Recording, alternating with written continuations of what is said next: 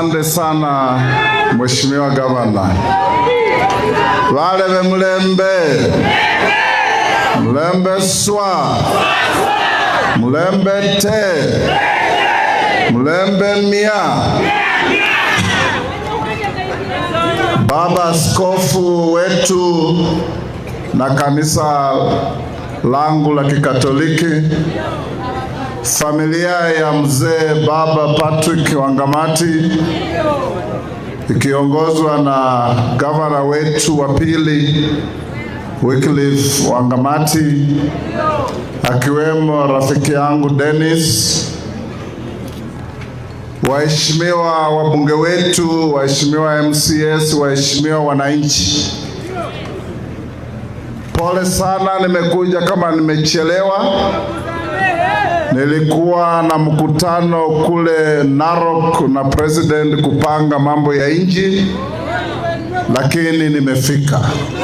Munisamee Wycliffe kwa kuja kama nimechelewa, na rais ameniambia niletee familia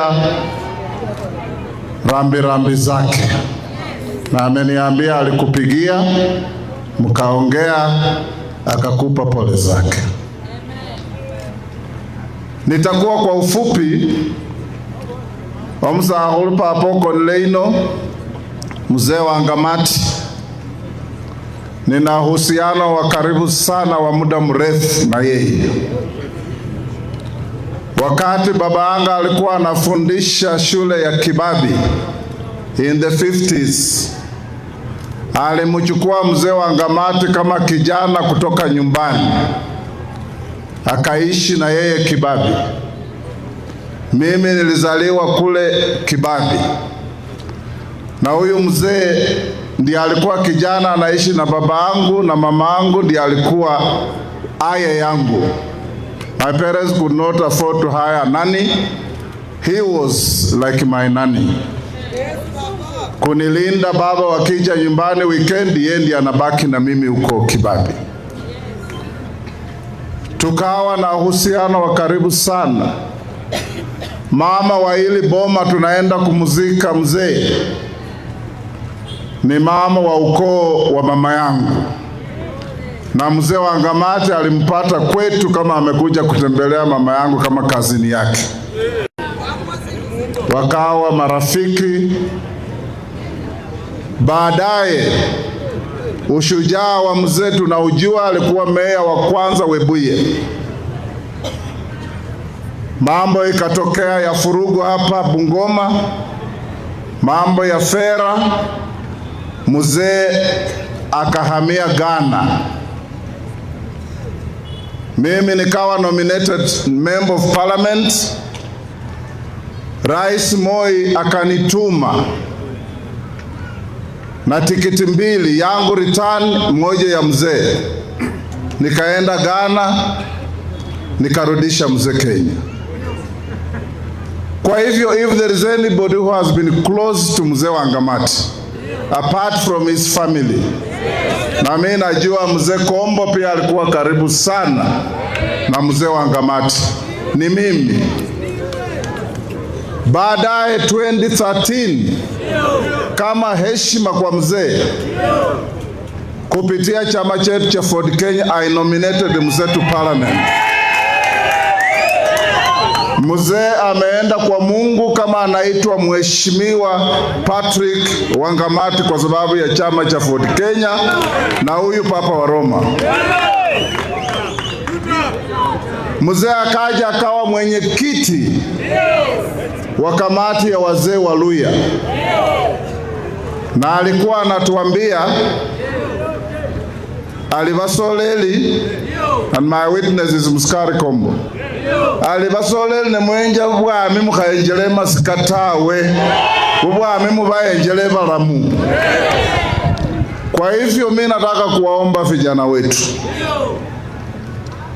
sisi katika nafasi tulio nayo hatuna wakati wa kugombana na wenzetu kwa matanga au pahali popote. Tunakuja kuomboleza familia, na tukitaka rally tutawaita poster ground tuongee siasa. Mzee Wangamati anaenda kwa Mungu akiwa ameacha kamati ya wazee wa Luhya United, kwa sababu aliwaleta pamoja. He dreamed of Luhya emancipation financially.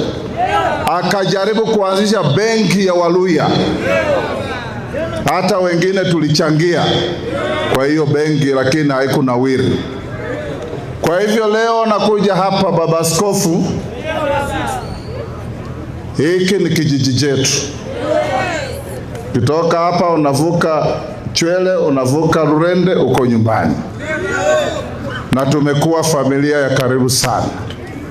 My brothers and sisters, in the course of the political discourse and political journey and political gymnastics, we may have walked wrong paths, we may have crossed each other's paths, but I am very proud to stand here that in 2017, Baba Wangamati aliniuliza ni support ndugu yangu Wycliffe kuwa governor wa Bungoma, and I did it roho safi.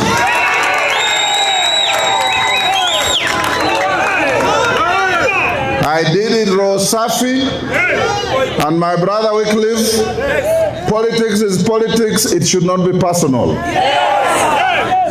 Tuendelee kupendana, you never know what you will be tomorrow, what I will be tomorrow.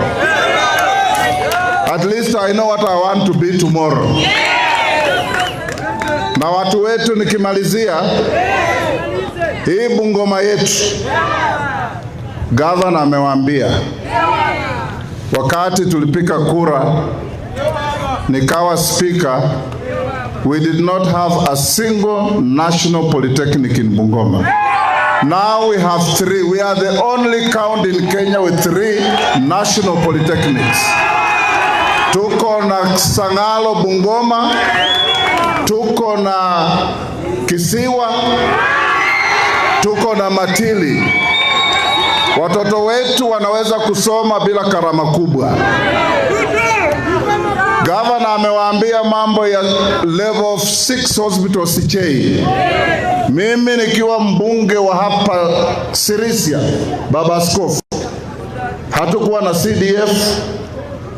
Nilinunua shamba eka 39 kwa family ya Baba wa Mbilianga, nikapeana kwa public, na hapo ndio level 6 ya 8 billion inaenda kujengwa. Na isitoshe, tumeambia rais, hii serikali yetu, hii hospitali ikijengwa, barabara kutoka Chebukaka Junction kupita hapa Hachonge mpaka Makotelo inawekwa lami to serve that facility. Mambo ingine tutakuja ongea ya maendeleo, but I stand here to condole with the family na kuambia wale wote wamesema maneno isiyoeleweka kuhusu siasa yetu na kunihusu mbele ya Baba Askofu, na wasamehe, hawajui yale wanasema. Asante sana na Mungu awabariki.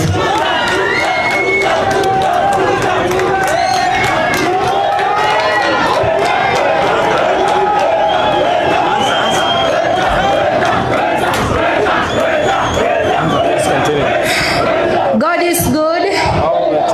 God is good. I'm taking you through the eulogy of the life and legacy of Honorable Mzee Wangamati, his early life and education. Honorable Mzee Wangamati lived a life marked by resilience, hard work, visionary leadership, entrepreneurship, and unwavering commitment to his community. Despite limited educational opportunities during his childhood, he began his education at the age of 15 at Hachonge Primary School between 1952 and 1954, and later set for his common entrance examination in 1955. During his school years, he demonstrated strong leadership leadership and qualities by serving as a class prefect and school spokesman. He earned the trust and admiration of teachers, missionaries, and fellow students because of his discipline, confidence, and strong character.